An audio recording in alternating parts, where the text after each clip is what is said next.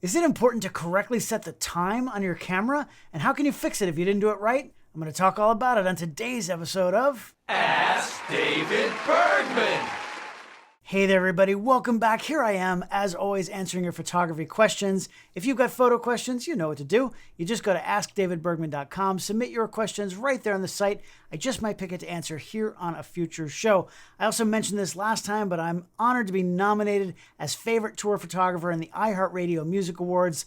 If you're watching this before March 16th of 2022, you can actually vote every single day. It's a fan-voted category. If you're a fan of my work, if you like these videos, or you like my work with Luke Combs or Bon Jovi or Sports Illustrated or anything I've done over the last 30 years, I appreciate you going to vote. I'll put all the links down below on how you can do that. You can vote every single day up until March 16th, so I appreciate that. Also, thanks to iHeartRadio for actually having a category favorite tour photographer. It means a lot to me.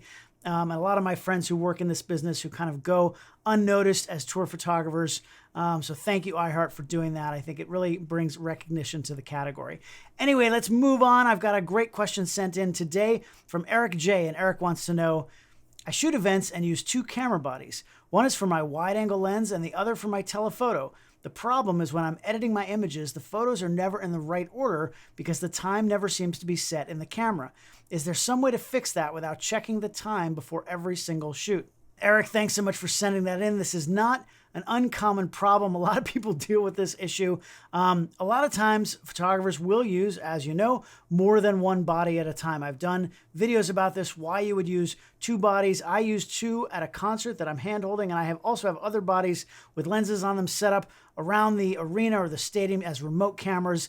If you shoot any kind of events, you're often going to have two cameras, as Eric said, one for a wide-angle lens, one for a telephoto. Maybe you're a wedding photographer and you're using multiple cameras. You might also have other photographers working with you, second shooters, who are also shooting, and they've got bodies with that they're shooting pictures with multiple lenses. And at the end of the night, you've got a whole bunch of images for about a bunch of different cameras.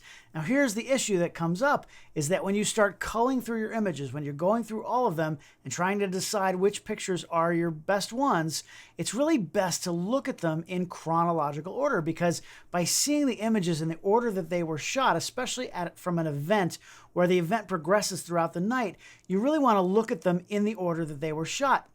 Especially if you're switching bodies back and forth when you're shooting wide and tight lenses.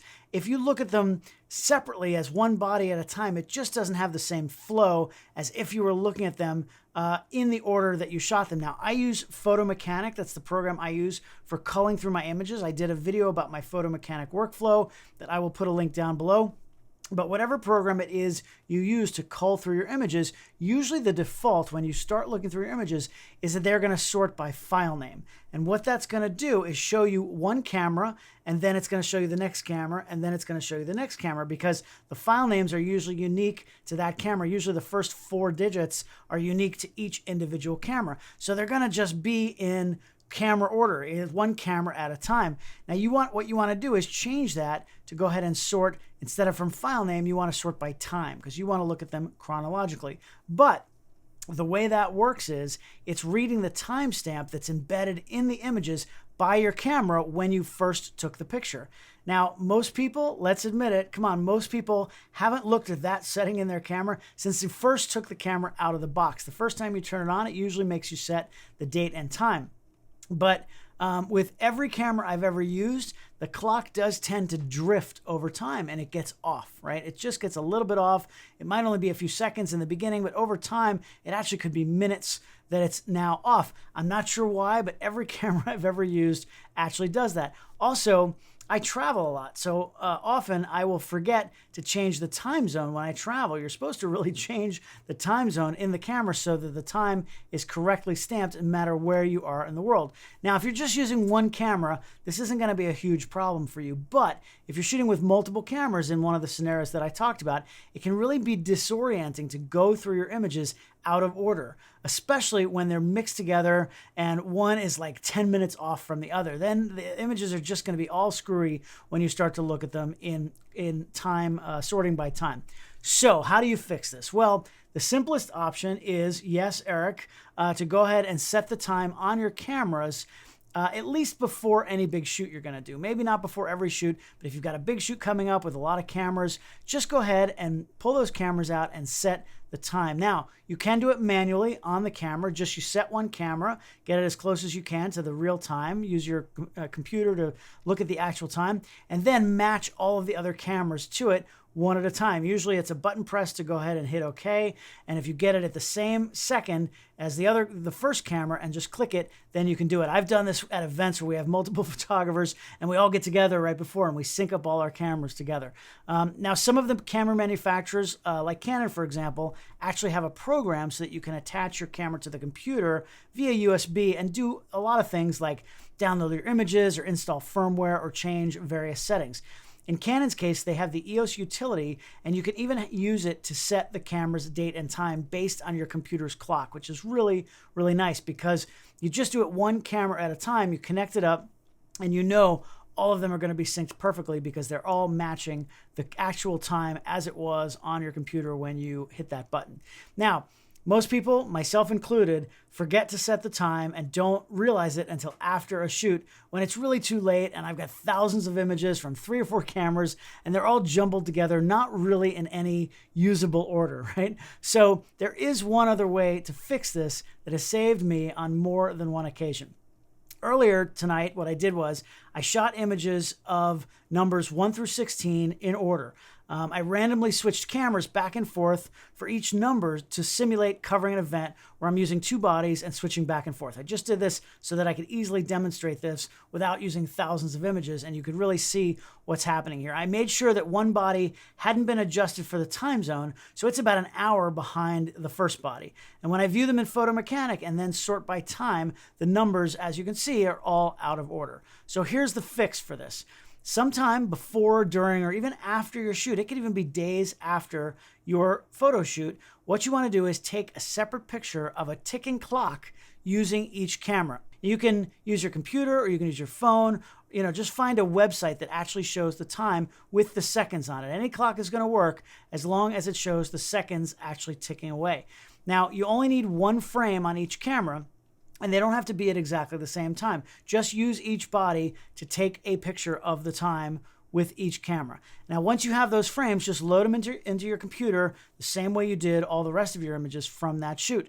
And the next step is to view those images from only one camera at a time. So you just want to isolate one camera. Now, in this case, one camera is a solid hour behind the other, so sorting by time already separated the images between the 2 bodies. But if your cameras are maybe only a few minutes off from each other and you're shooting a long event, then that sorting isn't going to work. Instead, if you haven't renamed your images yet, if you sort by file name, since they each start with unique letters or numbers, as I said before, they will separate.